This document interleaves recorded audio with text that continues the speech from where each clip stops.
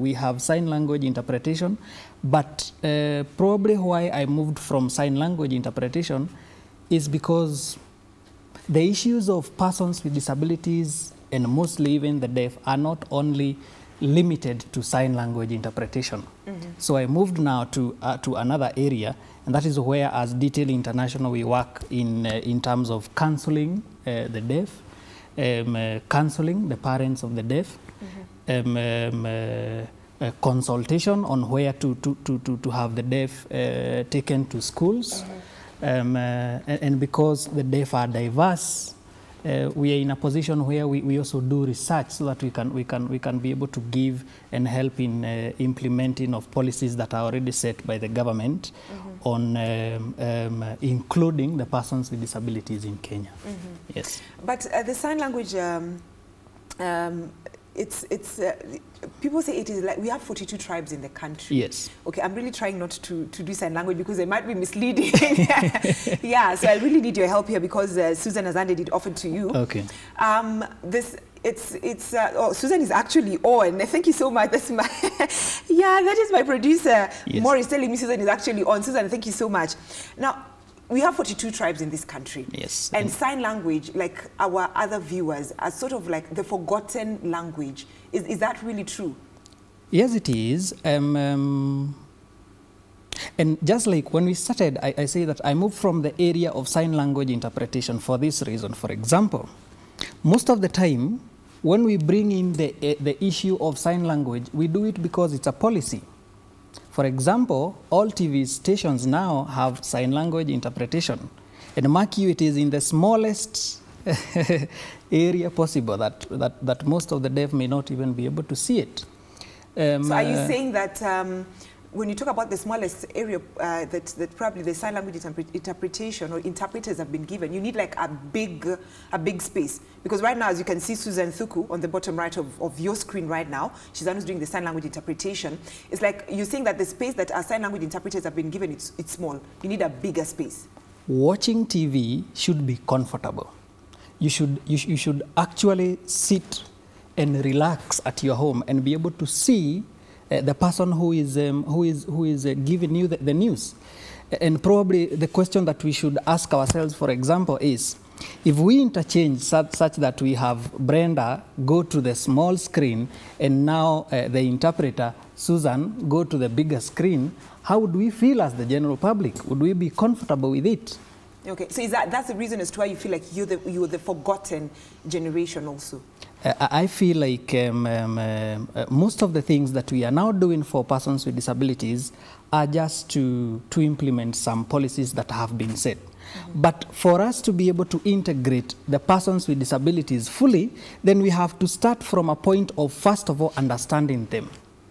Then understanding what is their limitations, then understanding how to accommodate them, so that in the end it is not a fight of or a push and pull between policies that are there and what companies want to achieve. So that in the end, for example, now you will find that most of the companies are working very hard to make sure that the 10% of employment for persons with disability is met. But you know, that is regardless of whether they believe in the persons with disabilities or not. So when they are bringing them in the companies, it's not that they believe in them, no. They just want to meet the set policies. But now Detail International wants to bring in another area so that when you are employing the people, you are not doing it because it's a policy. It's first of all, you believe. Because if we continue in the fight or a push and pull because there are demonstrations and because we have set policies, we may never understand that these people have possibilities. Number two, we might limit the persons with disabilities to policies even in their thinking. So that even for them, it is only because the government has said. But for the children with disabilities, when will they be in school and think about the possibilities they have? And for myself, I think that no person should define what possibility is to a person. Okay. So if the opportunities are then open for them, regardless of whether they have a disability or not, then that would be the best way possible. And there's always been this saying that disability is not inability. It is a saying that it's always said every time you meet someone with disability, or any time you're trying to give an example of how you need to work hard, and people end up saying disability is not inability. Yes. Is it a phrase that has been is it a phrase that's just being used without being implemented? I would say yes. I would say yes. And if we could ask ourselves, mostly as citizens of Kenya, is how many of us want to stay with a person with disability for long? Or do we just want to go and drop coins and leave? Would you actually sit down with this person with disability and be with them? If you went and met a deaf person, would you actually want to sit and be with them, so that even if you do not understand sign language, you could probably sit down and write with them and have a communication? Can you go to an autistic person and want to hug them? You know, that's the question that we should be having. But if we are only using this as a phrase, then in the end, we are only focusing on set policies. We do not have full integration of the persons with disabilities. And until when we go to that point where we start taking the persons with disability as a person first, before the disability, then we may not achieve that. Actually, Henry, I was actually going to get there. Just two things that you've touched on that I really needed to ask you. Yes. I'll start with the first one. The first one is that there's a lot of concern from persons with disability that when people look at them, they look at them with that, you know, the pity. Pity, a lot of pity, like, oh yeah, I need to do this. You want to cross the road and all that, and they feel so bad. They're like, you don't need to look at me that way. Yeah. I'm just like you. Yes. Is that the situation also with people probably with the hearing disability? Yeah, that is, and it is for all disabilities, if I would say. And the reason, like I said when we started, why I moved from sign language interpretation so that I can now work on the other issues is I have been probably privileged to have few friends with disabilities who hate that pity. Because this pity does not only destroy our attitude towards the persons with disabilities, but it also destroys the persons with disabilities themselves. It limits their thinking.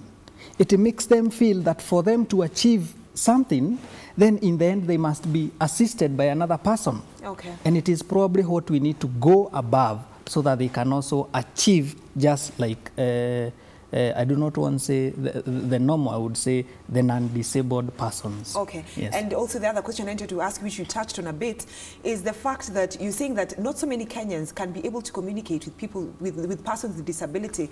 Are you also trying to say that there is need also probably for the government to ensure that the academic curriculum is actually is composed or probably sign language, because we all need to communicate. When you walk in the streets of Nairobi, you find that people who can't hear, people who can't talk are also part of the traders. So is it so important for every Kenyan to learn probably sign language interpretation? I would say no. I would say no, because I would say that there are enough policies to integrate the deaf persons. But there is another thing. You know, we cannot legislate attitude. We cannot legislate love and compassion. And that is what is missing in Kenya. The laws are there. Institutions know that they need to have interpreters with them. But then the question would be, how many, even those ones for the government, have a person, for example, if I go to the deaf area, have an interpreter, so that when a deaf person gets into a reception, they have a person who can sign to them. How many have changed their buildings and infrastructure so that they can accommodate the physical impaired persons? How many have all that? If we still have special schools, meaning that these people should go to separate schools, all those things do not need legislation. Mm-hmm. They need people to change the attitude. Okay. And now the problem is that is something we cannot legislate.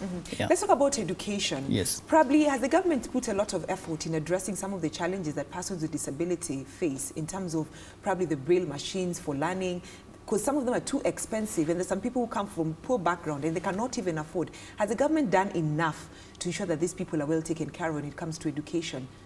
No, it has not. It has not. For sure, it has not. Even when you go to the training, which is one that I had when I went to Kenyatta University to learn special needs education, what I am living with in school is not even enough to go and train the deaf person, because the systems and what has been set and the units that I have cannot accommodate the deaf person as they should be.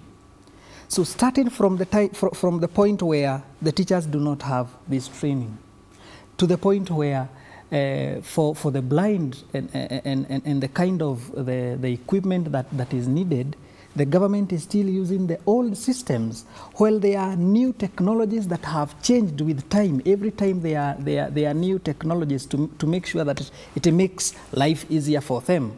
But the government is not doing that.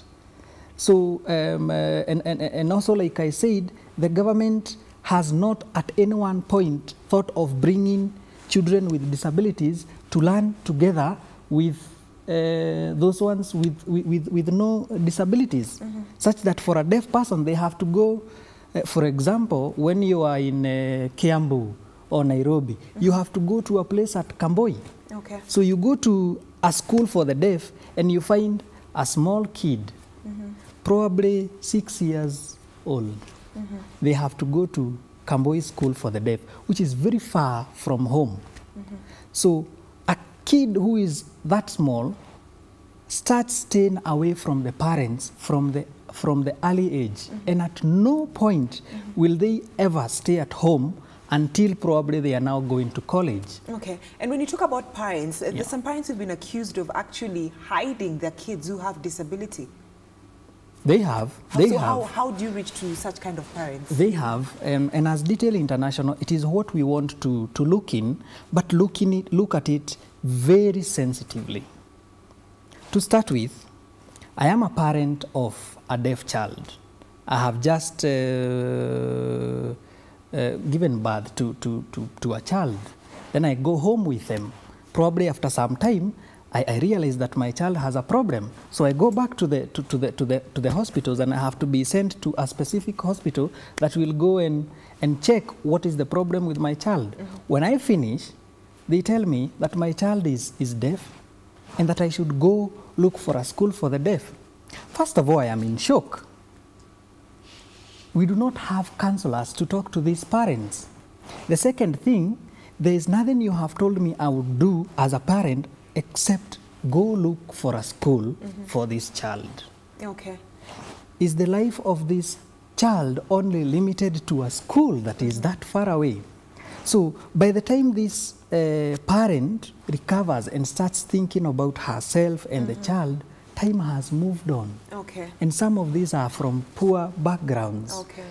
Number two, some of the mothers, even their husbands have left them. You know, we are still there where husbands leave the mothers just because you have a child with disability. Okay. So in the end, it is not by choice sometimes. Okay. Yeah. We've run out of time, Henry, and the camera on my right. You know, right now I'm so keen in terms of the movement that my hands make. Yes. So I'll keep still.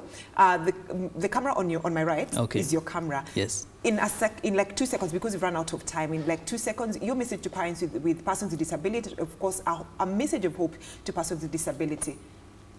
I will say this, that like I said when we started, no person should be limited because of disability or any type of thing.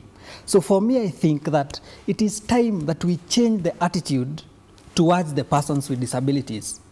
We should stop giving them pity and being sorry for them. First of all, give them the opportunity and let them do all the best that they can, but do not define what possibility is for them. Thank you. Okay. So thank you. Do this. Thank you. Okay, thank you so much, Henry, and thank you, Susan Thuku, for always doing a good job in terms of ensuring that our other audience are well taken care of when it comes to ensuring that they are also informed as to what is making the headlines in Kenya's any other story that affects them. So right now, I need to pave way for my colleague, Victor Muyakane, who's up in the other side of the studio, ready with the business, just to bring us up to date with what's been making headlines in the business sector. Thank you so much, Henry, also for joining us. Thank you so much.